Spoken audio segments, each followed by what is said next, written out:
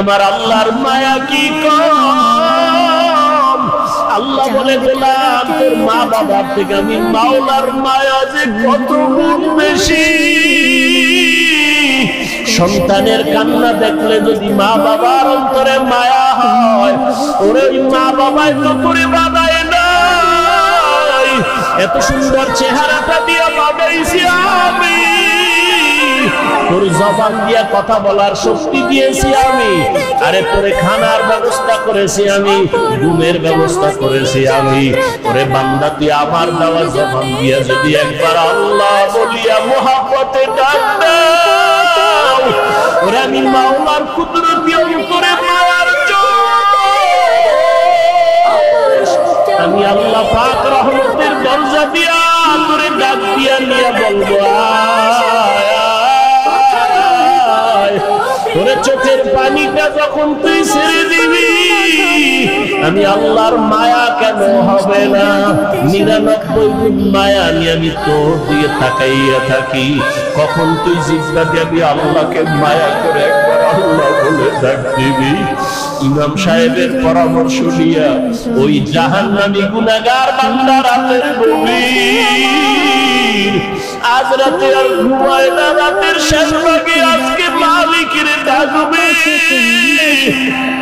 ইমাম সাহেবের পরামর্শ নিয়া ওই আল্লাহর বান্দা রাতের বেলা যখন শেষ ভাগ চলিয়ে আসলো, অন্ধকারে রুমের পাশে একটা জায়গায় বসিয়া ওযু বানাইয়া জায়নামাজ বিছাইয়া সেজদায় পড়ে কান্না শুরু করলো।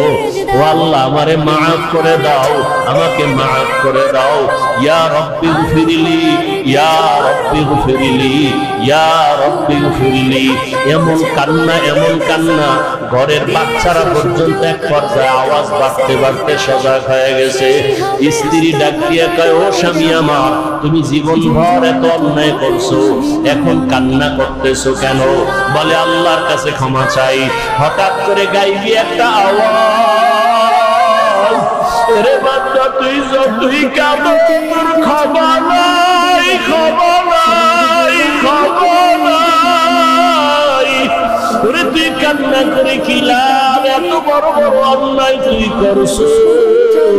আওয়াজটা স্ত্রী পর্যন্ত কানে শুনছে। এবার আল্লাহর বান্দা কান্না বন্ধ করে না, আরো জোরে জোরে ফোফায় ফোফায় কান্না করে, আরো জোর লাগায় কাঁদে আর বলে, দয়ার মালিক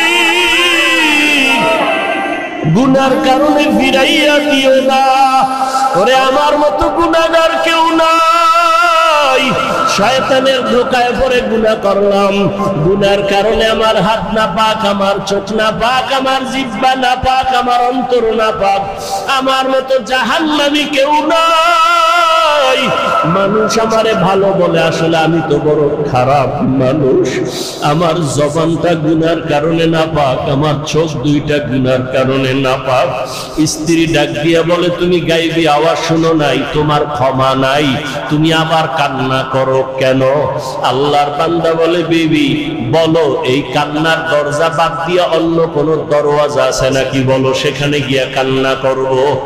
স্ত্রী বলে, আর কোন দরওয়াজা নাই। বলে, তাহলে যেহেতু একটাই দরওয়াজা, গফফার নামের দরওয়াজা, রহমান নামের দরওয়াজা, এই দরওয়াজা ছাড়া যেহেতু আর কোন দরওয়াজা নাই, আমাকে ক্ষমা না করলে আমি কান্না বন্ধ করব না, আমি কান্না করেই যাব।